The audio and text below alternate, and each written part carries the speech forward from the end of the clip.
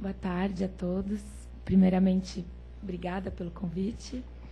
E gostaria também de parabenizar a Asbeia por essa iniciativa e das belíssimas palestras que a gente tem visto aí ao longo do dia, essa apresentação maravilhosa. Bom, eu vou falar um pouquinho sobre certificação, construção sustentável e certificação LEED, e sobre o Green Building Council, né, que é a ONG que eu represento, que eu trabalho. Bom, o GBC Brasil, ele faz parte de uma organização supranacional que organiza todos os GBCs no mundo todo, que é o World Green Building Council, que tem sede no Canadá. Essas são todos os GBCs que existem no mundo todo. Eles não só promovem a certificação LEED como nos seus países de origem, como também outros tipos de certificação.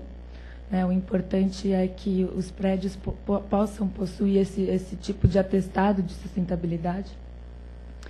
Então, o GBC Brasil é uma ONG, né, uma organização não governamental, que foi estruturada a partir de diversas empresas, né, que foram membros fundadores, grandes empresas do setor da construção civil, e ela se mantém, é uma ONG que se mantém através de recursos privados também. Nossa principal ferramenta representativa, né, é a ferramenta LEED, certificação LEED, e membros do GBC, do World. Então, esses são nosso mapa de membros, né, membros no Brasil todo, faltam só alguns estados. Bom, aqui são 4 principais focos do GBC Brasil que a gente trabalha. Então, a parte de educação e capacitação, que é através de cursos e palestras, né, para justamente disseminar esse conceito no país, porque existe uma falta muito grande de profissionais nessa área hoje, uma demanda cada vez mais crescente e uma falta muito grande de profissionais. Então, trabalhamos também a questão da informação, que é a disseminação disso através de palestras e eventos, né? Então, temos um evento, uma feira que acontece todo ano, uma feira de sustentabilidade com exposição de materiais, palestras. Esse é o nosso maior evento na questão de disseminação de informação. Trabalhamos também, temos uma atividade muito ativa junto ao governo para a criação de incentivos de leis fiscais. Isso já tem surgido muitos frutos junto a isso, né? O selo Quali Verde do Rio de Janeiro, redução de taxa de IPTU em diversos municípios, prefeituras do município de São Paulo, para os prédios que adotarem os sistemas, né, de certificação ou de sustentabilidade. E o nosso foco principal é a certificação, que é através de tudo isso, né, por trás de tudo isso vem a certificação LEED. Bom, um pouquinho sobre o contexto, que já foi apresentado, muitas coisas aqui, né?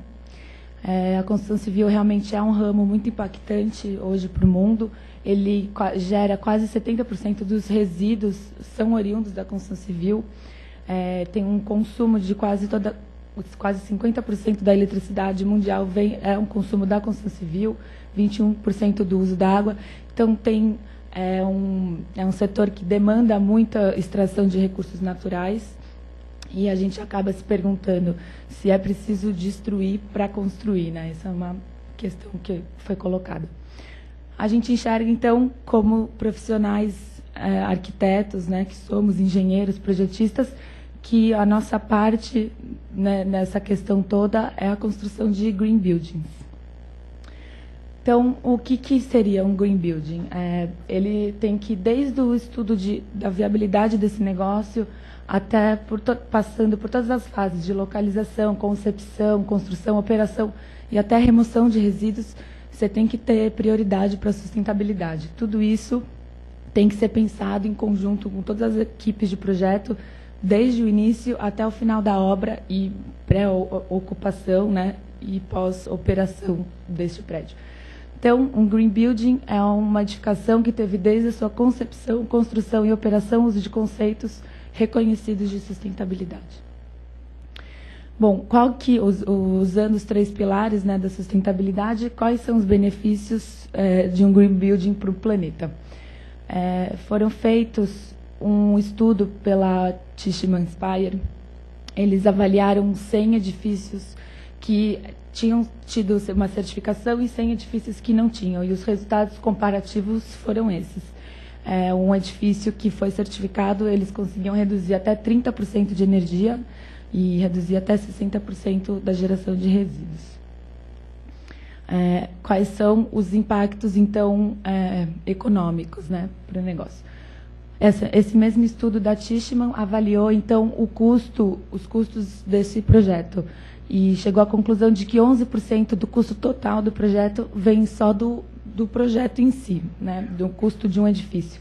E 75% dessa grande fatia aí é da operação do edifício. Então, o maior custo do edifício, levando em conta um ciclo de vida de 40 anos, é durante essa operação. Que são, na verdade, o maior problema hoje, né, no Brasil, é a operação desses edifícios antiguíssimos aí que a gente vê, 50, 100 anos em operação, que consomem recursos sem nenhum controle. Bom, a gente percebe que os estudos, né, avaliam que a gente tem um aumento de custo inicial de 1 a 7% nos prédios comerciais. Só que um estudo feito pela Universidade Federal Fluminense diz que projetos que não possuem um planejamento adequado durante a obra, eles têm uma perda financeira de até 15%. Então, se os prédios já começam a pensar na sustentabilidade desde o projeto e iniciar a obra com questões de sustentabilidade, ele consegue equiparar já esses custos, aumento inicial, com essa perda financeira que ele teria. Mas a grande vantagem, né, é justamente na sua operação, que ele tem uma redução de custos de até 10% em questões de energia, água, manutenção desse prédio. E outras vantagens é que ele tem um aumento de até 20% do valor do metro quadrado para o aluguel ou para a venda, e ele tem um aumento na velocidade de ocupação de até 4%. Outro dia foi lançado em São Paulo o EcoBRN, que é o segundo prédio platina agora, lançado no Brasil. Ele foi vendido inteiro no dia seguinte. Então, o mercado tem demandado fortemente isso. Então, esse é o famoso caro que sai barato, né? Bom, nessa mesma pesquisa, eles avaliaram também quais são os impactos desses edifícios certificados nas pessoas, que são os maiores, os usuários mesmo, né? Quem vai estar utilizando esses edifícios. Eles avaliaram que nas escolas os estudantes têm 20% de melhora nas provas, os pacientes eles se curam mais rápido, nos escritórios comerciais as pessoas ficam menos doentes e aumentam a produtividade. Então, eles conseguiram fazer essas avaliações que, no fundo, eu acredito que são as mais importantes, que têm os maiores benefícios quando eles são impactantes diretamente nas pessoas, né? Bom, falando um pouco do LEED, então, essa é o significado, né, para quem não sabe, Leadership in Energy and Environmental Design. Ele é bastante focado nas questões energéticas, a dimensão, é a categoria que vale mais ponto, mas ele também avalia questões de localização, uso racional da água, eficiência energética, qualidade ambiental, materiais e recursos, e inovação e processo. O Brasil ocupa hoje o 4º lugar no ranking mundial de certificação e ele tem crescido cada vez mais. Daqui a pouco o Emirados Árabes já estagnou, né, com a crise, eles não têm mais registrado nenhum projeto e o Brasil tem crescido cada vez mais. Então, bom, o processo da certificação, então, é muito simples, é só acessar o site do GBCI, registrar o projeto e seguir com a sua equipe coletando informações necessárias e básicas iniciais que ele demanda de projeto. É sempre importante dizer que é um trabalho totalmente em conjunto, você nunca vai fazer reunião somente com o seu time de projetos, você vai ter que sempre fazer reunião com paisagismo, instalações, consultoria, toda a equipe vai ter que estar sempre trabalhando junto. Depois você envia essa documentação inicial, eles te dão um retorno das respostas e finaliza depois na parte de pré-operação e pós-entrega, só quando você finaliza a obra que você envia os créditos finais para serem avaliados, porque você tem que avaliar uma série de questões de instalações que você só pode avaliar depois que a obra estiver entregue. Lógico, esse cronograma varia conforme o tamanho da obra, né? Tem um tempo grande aí. Então, esse é o site, que é o gbci.org.br. Ele explica passo a passo como você registra. Bom, quais são os custos, então? Esses custos também estão na internet. Sempre tem 2 valores aqui, que é a taxa para membros e a taxa para não membros. Então, para análise de projeto de até quase 5.000 metros quadrados é um custo fixo, né, de $2.000. Depois, até 45.000 metros quadrados, o custo varia por metro quadrado. E depois, acima de 45.000 metros quadrados, é um custo fixo também. Tem a questão da consultoria, que ela não é obrigatória, mas aqui a gente coloca mais ou menos 1% do custo da obra, que são quem presta consultoria são os leads APs, Accredited Professional. Normalmente, eles fazem parte de empresas de consultoria, mas a gente tem leads APs também que dão consultoria individualmente. E tem essa questão da pré-certificação Core and Shell, que é uma pré-certificação voltada para o mercado comercial, para quando você tem que vender um prédio comercial, antes dele ser entregue, para ele já poder divulgar que ele já é pré-certificado, né, o nível de certificação dele. Bom, o LEED tem diversas categorias, né, acho que eu já até falei algumas, mas você pode registrar o seu projeto em várias categorias. Então, novas construções, tem a foto do Banco Real, que é muito simbólico. Essa obra ela foi a primeira, né, no Brasil. O Banco Real nem existe mais, mas o Banco Santander adotou todas essas práticas de sustentabilidade que o Banco Real trouxe para o Brasil e continuaram aí trabalhando em conjunto. E o CEMPES, né, que é o Centro de Pesquisa da Petrobras, no Rio de Janeiro, é um projeto que tem um cronograma de 5 anos de obra. Então, ele foi registrado em 2009, por aí. Então, ele ainda está em processo. Então, tem o LEED Core and Shell, que ele certifica basicamente a estrutura principal do edifício, que são normalmente torres de circulação, e a fachada envoltória. Esse é o que mais tem no Brasil, né, 43%. E ele é muito voltado para o comércio mesmo, para edifícios comerciais. Então, a gente vê os shoppings, o Ventura Towers, no Rio de Janeiro, que é um escritório, edifícios de escritórios. Aí, dentro desses edifícios Core and Shell, você pode certificar a unidade do seu escritório, que é o Commercial Interiors, que é para interiores comerciais. Então, aqui tem 2 sedes que são certificadas. O nosso escritório também, lá em Alphaville, também é certificado.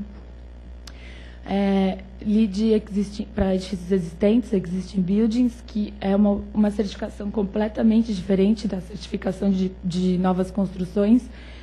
Novas construções vai tratar de projeto e obra, e essa certificação vai tratar de operação e manutenção do edifício já existente. Na minha opinião, essa ainda é uma procura muito baixa, né?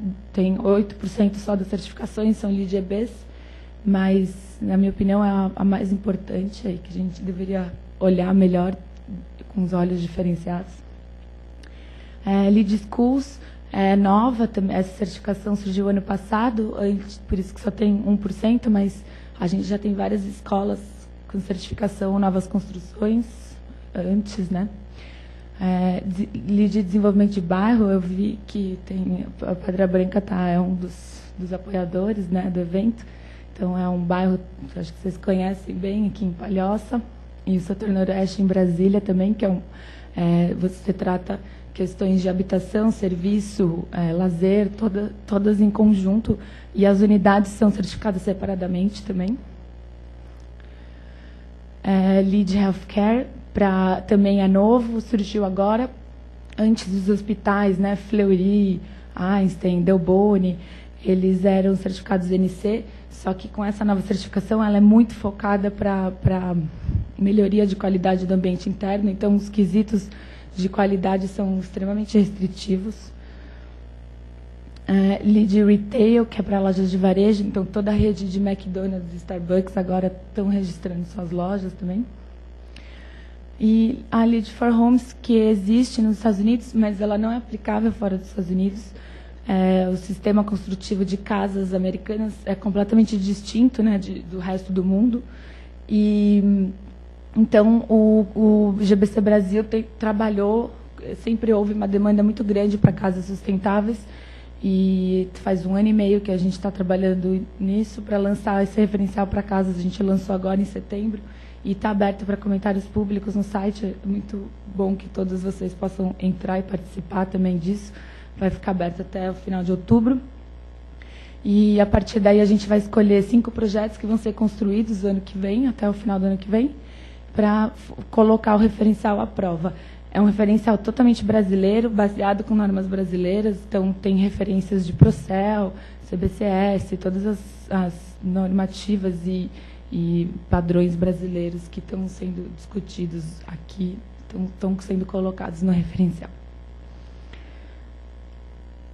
Bom, então, indo um pouco mais a fundo, né, no sistema do LEED, as categorias que ele avalia, ele demanda alguns pré-requisitos, que são obrigatórios, não pontuam, e alguns pontos possíveis em cada categoria. E aí você tem uma somatória total de 110 pontos, de 40 a 49 você recebe um selo Certify, e de 80 a 110 pontos você recebe um selo Platina. Ele é um sistema bem metódico. Se você atender o que o crédito exige, você ganha um ponto. Se você não atender, você não ganha, você soma. No final, é uma somatória de pontos e você tem o nível de classificação do seu prédio. Eu coloquei aqui as categorias, mas eu não vou conseguir explicar todas, né, porque são bem detalhadas, mas só para vocês terem uma ideia, questões de sustentabilidade do espaço. Então, tem o pré-requisito é a prevenção da poluição na atividade da construção. Então, ele exige que você faça um plano de manejo de poluição, de erosão, controle de tudo isso, de geração de resíduos, de desvio de resíduos para o aterro. E isso tudo você tem que apresentar antes de começar a construção. Não adianta você estar lá na sua construção e começar a pensar no que você tem que fazer. Ele fala também bastante de alternativas de transporte, então, sempre negando, né, um pouco o carro.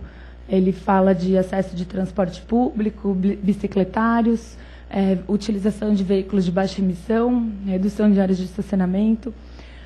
Também trata aqui de redução de ilhas de calor para áreas cobertas, que são os telhados verdes, e para áreas descobertas, que são pisos permeáveis e reflexivos. Uso racional da água, como a professora Marina colocou, são questões que já estão bastante evoluídas no Brasil. É simples de atender, só que você tem que ter um planejamento, um projeto, né? Ele fala em reduzir o uso da água em 20%. Ele te dá um cálculo para você calcular o baseline do seu prédio. Então, o seu prédio padrão, quantas pessoas tem nesse prédio, quantos mictórios, vasos sanitários, qual que é o tempo de uso, utilização. Aí você tem um número básico e, a partir desse número, você é obrigatório a reduzir 20%. E aí, quanto mais você reduz, você vai pontuando. Questões de energia, então, performance mínima de energia também, a mesma coisa da água, você trata através de um baseline. E nessa questão de energia, você pode ganhar até 19 pontos, né, se você reduzir 48% do consumo de energia. Mas é bem complicado. Essa eu diria que é a parte mais complicada. Você sempre tem que fazer isso através de simulação energética, porque até o tamanho, a espessura do seu vidro vai influenciar no consumo de energia do seu prédio. Então, isso é uma coisa que você só avalia mesmo através de programas computacionais. Aqui trata também de geração local de energia renovável, sempre focado em energia eólica, solar e biomassa, né? Aquecimento de água não entra como energia renovável. Medições, verificações, sempre. E ele fala também de comissionamento dos sistemas, que é você atestar que todos os sistemas e equipamentos projetados, especificados no projeto, foram realmente instalados. Então, não tem mais essa de dizer que você especificou uma lâmpada PL e tal, e não colocar essa lâmpada exata que está no projeto. Você vai ter que comissionar isso, você vai ter que atestar que o que foi instalado foi realmente o que foi projetado. Questões de materiais, então ele fala bastante de materiais de reuso, reutilização de materiais oriundos de outras obras ou materiais já utilizados antes. Fala de materiais com conteúdo reciclado, materiais regionais que são extraídos, processados e fabricados dentro de um raio de 800 quilômetros do seu projeto. Então, você só traça um raio e procura quais são os fornecedores que você tem nesse raio, para não ter esses problemas de deslocamento, e tentar diminuir os deslocamentos de materiais e tentar desenvolver a região que você está implantando o seu edifício também. Então, questões de qualidade do ambiente interno, sempre se preocupando com a saúde, né, dos ocupantes, então controle de fumo, fumaça, né, materiais de baixa emissão, baixos compostos orgânicos voláteis, conforto térmico, visualização externa, então ele sempre se preocupa com a saúde dos ocupantes. Questões de inovação, qualquer coisa diferenciada que você tenha pensado para o seu projeto e não tenha sido avaliada nos critérios anteriores, então você pode entrar como um crédito de inovação ou performance exemplar, se você tiver um desempenho muito bom em algum quesito que nunca não foi pensado antes, você também pode ganhar um ponto por isso. E a questão do profissional acreditado LEED, que é o LEED AP, também ganha um ponto, que normalmente é o que vai prestar consultoria. Bom, isso a gente tem trabalhado muito para a questão de adaptações dessas normas, que são todas americanas, para adaptação para o nosso clima e regionalidade. E a gente tem participado, tem os comitês do GBC Brasil que participam com os comitês internacionais para tentar regionalizar isso. Então, foram escolhidos 6 créditos que a gente acreditam que funcionam melhor no país e que podem ser desenvolvidos, que precisam de um desenvolvimento melhor no país. Então, quem atender esses créditos ganha um ponto a mais também. Bom, para você submeter os créditos é sempre pela plataforma online. Você entra no site do USGBC, aqui você baixa os créditos que aparecem nos templates. A Universidade de Harvard fez uma pesquisa muito interessante, que ela apresenta estudos de casos dos edifícios mais conceituais, né, dos Estados Unidos, os edifícios Rockefeller Center, o prédio do New York Times, que são edifícios super conhecidos, que são certificados. Então, ela mostra cases de como foi a certificação. Ela apresenta exatamente o template que foi enviado, então você consegue avaliar quão verde foi esse prédio exatamente olhando para os templates deles. Então, deixei aqui o site. Esse como é feito, como é enviado o projeto, né? Então, é dessa forma que você submete os créditos. Bom, hoje temos 588 projetos registrados e 65 em certificação. A maioria está localizada na região sul e sudeste, mas tem um número aqui em Fortaleza que tem aumentado cada vez mais. Isso se dá porque foi a nossa primeira turma de MBA que a gente formou o ano passado, e esse pessoal que se formou na turma começou a sair e registrar os projetos. Normalmente, donos de empresas, né, do ramo da construção civil, começaram a registrar os projetos e começaram a surgir. Normalmente, projetos do ramo hoteleiro, porque tem muito turismo, né, mas foram eles que iniciaram esse processo. Bom, essa é uma pesquisa da Cushman e o Wakefield, que fala que até 2013, quase 50% dos prédios dessas 3 capitais vão ser certificados. São Paulo já é quase 50%. Para vocês terem uma ideia, todos os prédios comerciais de alto padrão nessas 3 capitais, eles exigem algum tipo de certificação. Ninguém constrói mais hoje nenhum prédio comercial sem uma certificação. É uma demanda de mercado. Aqui tem, então, algumas fotos dos prédios certificados. Eu não tem todas, porque são muitos, mas depois vocês podem pesquisar mais. Agora tem surgido muitos centros de distribuição. Então, quase todas as fábricas que existem hoje no interior de São Paulo estão quase todas sendo certificadas. Aqui eu foquei mais nos empreendimentos comerciais mesmo e nos empreendimentos que são institucionais, né, pelo fato do tema do concurso ser esse.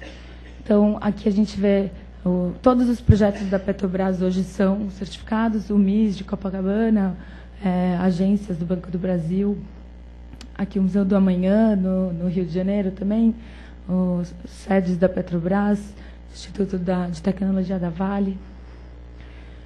Bom, os estádios também, todos os estádios. O BNDES, que é o banco oficial, né, de apoio de liberação de crédito para os estádios, ele iria lançar uma linha especial de financiamento com taxas de juros mais baixas e um tempo maior de pagamento, mas exigia algum tipo de certificação das novas construções.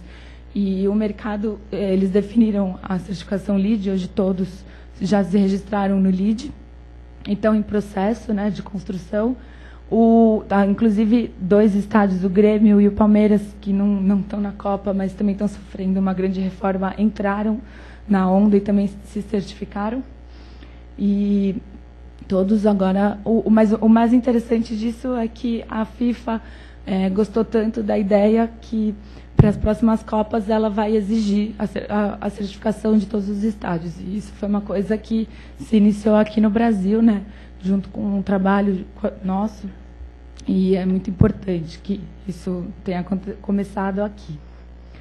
As Olimpíadas também, toda a Vila Olímpica, Parque Olímpico, Vila dos Atletas, todas as instalações que não são temporárias vão ter certificação LEED e Procel.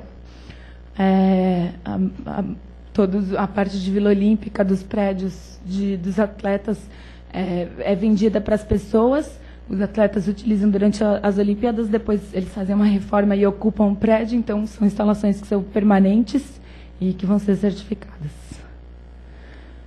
Bom, então eu finalizo aqui com algumas frases de reflexão. São pessoas que trabalharam com a gente, né, o Richard Friedrich e a Tassani, e são pessoas que iniciaram esse movimento no Brasil há alguns anos atrás, mas que continuam até hoje, e para muita gente já se tornaram exemplos.